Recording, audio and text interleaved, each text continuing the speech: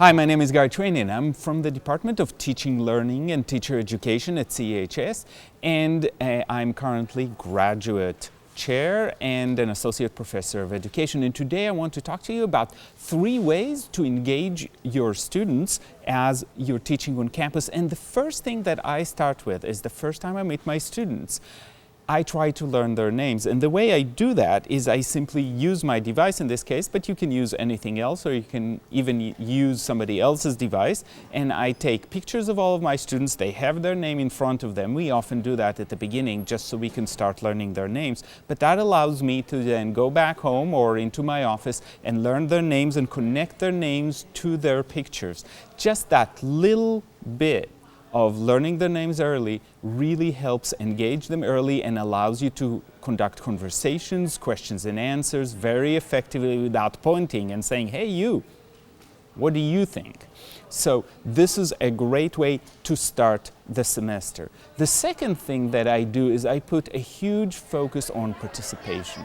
Participation is a big deal for me. I think that for most of us as instructors, as lecturers, it is important to see how our students are grappling with problems, to get answers, to make sure they're participating and contributing to each other and to classroom discussion. To do that, we have to send some signals to our students, and I do that in a few ways. The first signal is about points or grades. So if you want students to participate, one of the signals you can send is participation is really important for me, and I do that by assigning about 40% of the points in my class to participation. That means that students, when they look at where do they get points and where do they lose points, start understanding that participation is a key to being successful in this class.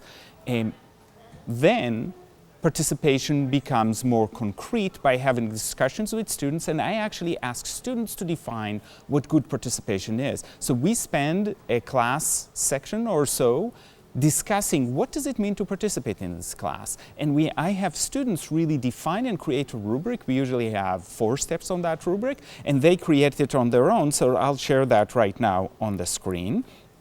And I'll show you what it looks like. It looks a little bit different every semester based on my students and what do they define, but you can see immediately that I have multiple dimensions for that. So we discuss attendance, we discuss feedback, and I encourage students to give feedback to each other. It's built into most assignments. What does it mean to participate in front of the whole class, working in small groups, and in online discussion. And the idea is that there are multiple ways to participate, and I want all of them, but that also allows students to excel in one area and to be a little bit more subdued in another. So students who feel very confident about speaking in class do more of that, but some students are shy or a little more reserved, and so they would rather be major participants in an online discussion or small group discussion. All of that can be taken into account within the context of the class. But this is not where it ends. So we start by defining what does it mean to participate, giving it enough points, and then what I do is twice during the semester I let students actually rate themselves on how they're participating. And students are surprisingly honest about that and really strive to look at what they're doing, mark where they are, and actually I ask them to set goals. So we do a midterm check, they look at it, they rate themselves, and then set goals for the second half of class. So that allows them times to really improve and increase their engagement, and as a result we get much better participation in class. And every time they complain about participation and why did I get this grade, or why are you not giving me points for that, I always bring them back. We wrote this together. You had a major say in what does it look like, and now we all have to abide by that. So there's immense strength in talking about the participation rubric being something that students have created and defined together as a community. The last thing that I do to engage students is use student evaluations. Now, using student evaluations is always problematic because they come in too late. They come in after the end of the course when you've already graded, the class is over, you may be or may not be teaching this class next semester, and you may forget some of the things that you've done. What I do, and many other instructors do as well to engage students, is actually do a midterm feedback point. And there are a few things that are important about the midterm feedback. One is I make sure it's anonymous. There's no way for me to know what it is, so I don't do it in writing, handwriting, but I actually do it a computerized quiz. I usually use Socrative, but you can use anything else that's available. I make sure it's private. I learned this the hard way.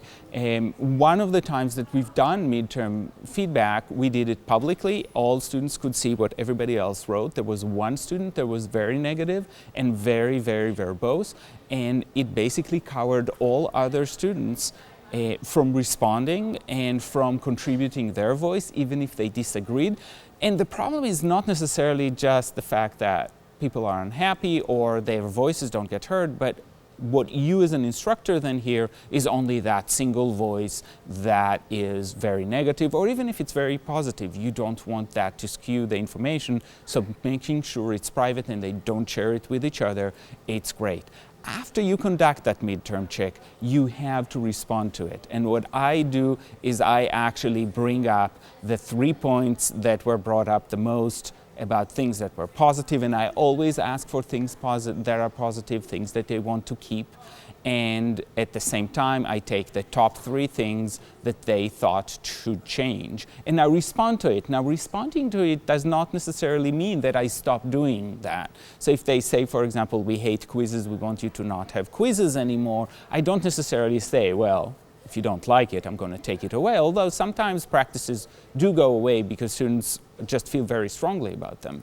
And I don't, on the other hand. But if I feel very strongly about something, I will defend it, but I will find ways to explain it or to make it more palatable to students as a way to engage them and as a way to show them that I'm actually considering their opinion and I'm responding thoughtfully to it. So these are 3 ways that I try to engage my students.